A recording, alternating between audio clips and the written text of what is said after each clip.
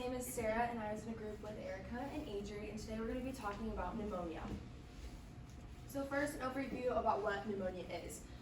It's an infection that inflames the air sacs in your lungs. And these air sacs are basically responsible for gas exchange. They are responsible for the air that we breathe in to get that throughout our body and exchange it so that our body can use it. And basically your air sacs are going to fill with fluid, and you can see in this picture here how normal ones are clear, looks really nice, and then with pneumonia you're going to have all those fluid particles in there that are just basically going to cause some problems. And you can either have a mild case of this or it can become life-threatening, but we'll get into that. So there are 4 main causes of pneumonia, and your first one is bacteria. And most common type is from strep throat. So once you have strep throat, that can develop and travel into your lungs and cause pneumonia, or just occurs after you've had a cold or flu. The second one is bacteria-like organisms. So Mycoplasma pneumoniae, basically it's walking pneumonia, and you're going to be able to see that with bacteria-like organisms. Your third one is going to be fungi, and this is mainly found in bird poop. And there's a number of ways that you can get this ingested or just soaked into your body. And that's going to be common with people with chronic health problems. And that's going to be the most common type that we're going to see with people with chronic conditions. And finally, you have viruses. COVID is also included in this. So you're going to want to watch out for after you've had COVID to watch out for pneumonia. And again, this can be mild or serious with that virus.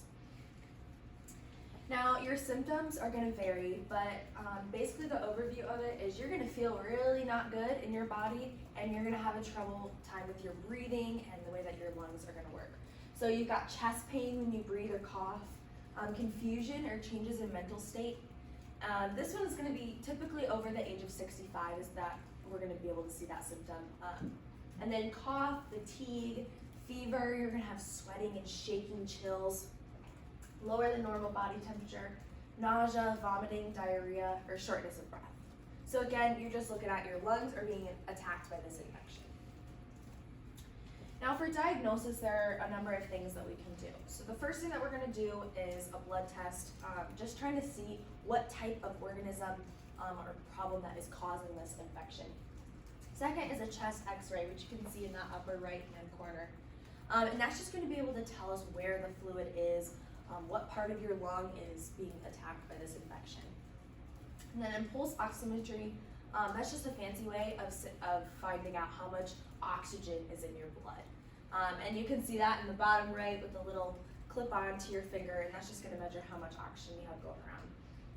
And the sputum test is going to be that top left picture, and basically we're going to have you cough, sneeze, get something from your lungs up into this tiny little disc. And this is going to help us try to find out the source of that infection, which is really important for choosing our treatment plan. We also have a CT scan, and this is just basically if we need a stronger, better, more detailed image of your lungs other than an x-ray. And then finally, a pleural fluid culture. Basically, in this bottom left picture here, we're going to insert a needle into your lungs and take a small fluid sample to see what that fluid in there, what is causing this problem, is going to be from. And so that's just finding that source of your pneumonia. So then for treatment, you have antibiotics, and that's mainly for bacterial, as antibiotics only work for bacterial infections. Cough medicine is going to be mainly for your comfort. We're going to try and keep that cough down and just so you can get some rest and have some times without a coughing attack. Fever reducers and pain relievers, again, that's just for comfort. There's no exact treatment that's going to cure your pneumonia. It kind of has to get out of your system on its own. So just reducing that fever, pain, making you feel more comfortable. And then finally, hospitalization. And so it's typically going to be in children under the age of 5 or adults over the age of 65. They're going to need to be hospitalized.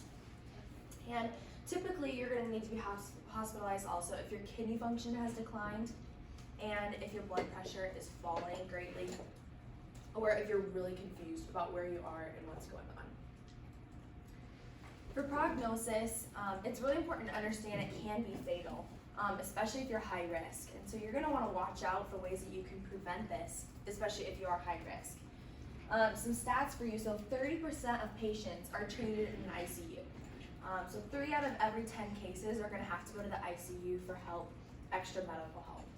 and then 5 to 10% of those cases die from this pneumonia. So it is really important to keep your eyes out for it because it really can happen to anyone. However, most cases are mild and you'll recover within a week. Your body will find a way to get that fluid out of your air sacs and your lungs and you'll recover, but you might have some tiredness, some symptoms, that kind of thing that may linger. And then follow-ups are going to be needed based on your symptoms. So if you're still feeling really bad, you might need to go back in for some extra medicine, things like that. You're going to use your discretion for that. So now for the PSA, it's really important to prevent this as best you can. And so I have 7 steps that may seem really obvious and things that you have heard so many times, but they are really important for preventing pneumonia. So first, you're going to wash your hands regularly. If you don't know what to do, just wash your hands.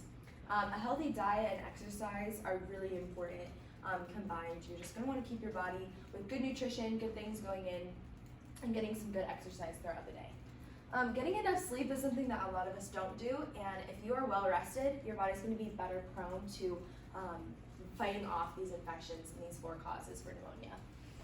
Quit smoking. Anything that is going to your lungs besides oxygen is not helping your overall body state. And then 6, stay away from sick people if possible. Don't want to be in close contact with them and try and catch their sickness. And then finally, this one is really important, is you want to update on vaccines. And this is because one of the main causes of pneumonia is a virus. And so if you're updated on your vaccines, you're going to have 1 less chance of coming in contact with this. Now, these are this was my source. Mayo Clinic is great if you have any more questions about pneumonia. Otherwise, you can come talk to me.